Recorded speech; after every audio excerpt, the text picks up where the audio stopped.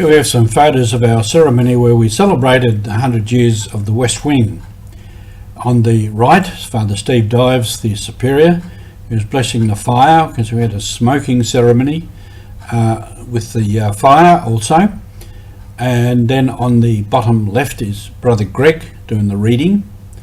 Now the reading spoke of having our foundations in Christ and in the apostles.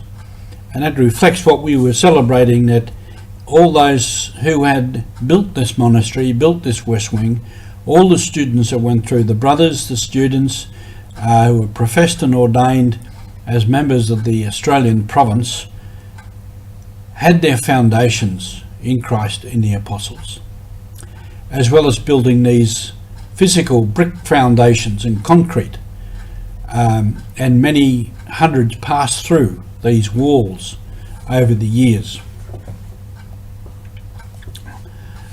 Some of them were these three. From the left, Bishop Copas, who was a student here and later became Archbishop of Port Moresby, then after that Bishop of Kirrama. He also had time in our schools. In the middle, Bishop Doyle, John Doyle, who became Bishop of Samarai, Alatau, in eastern Papua. When the Australian MSC went there, he became the Vicar Apostolic there. And we were there before the war.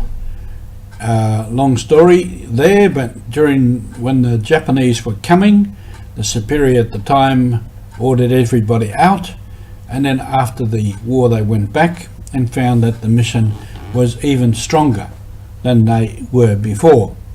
And that's a nice story too.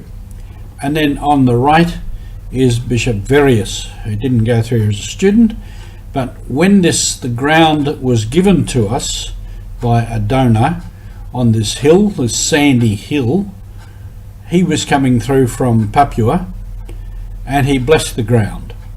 So the chapel here is called the Henry Verius Chapel, which the opening of which we will celebrate in about 3 years' time.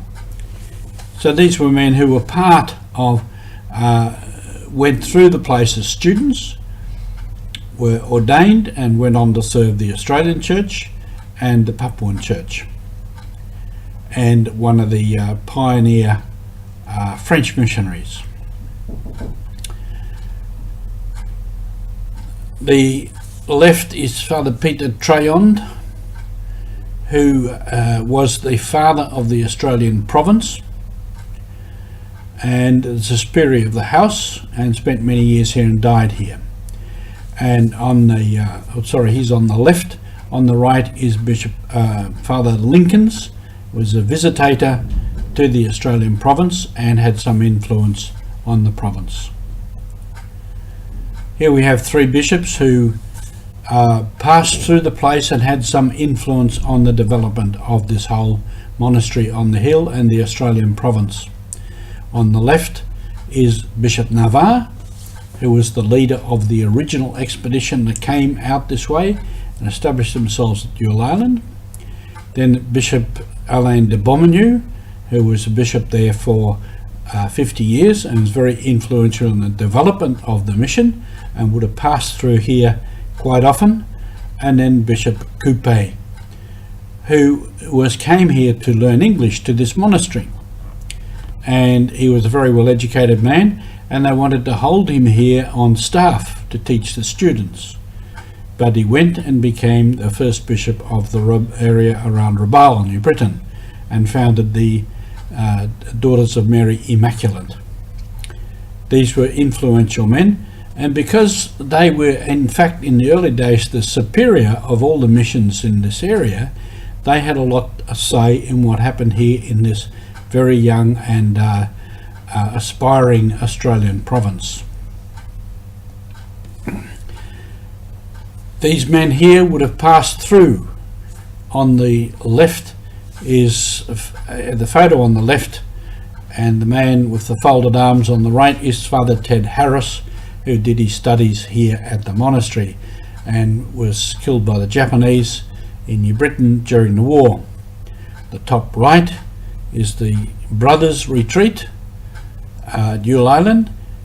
A few of those, at least one is an Australian MSC, and that is him there, George T. Tweedy, and that is him here as an older man, a famous man in our province.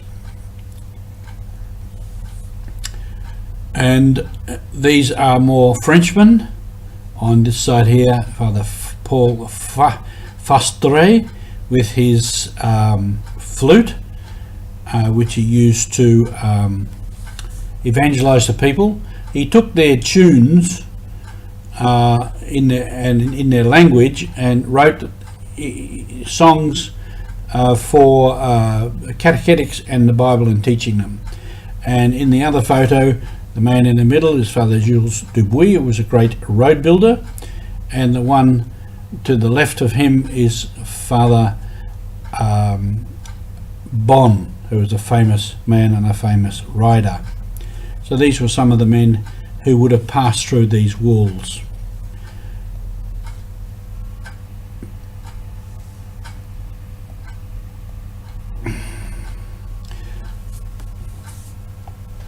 So we have, these were the men we are celebrating, and we remember for the works that they did for the church here in Australia and for the church and the mission. And you've been watching Mission Alive. So Roger from the MSC Mission Office. Thank you.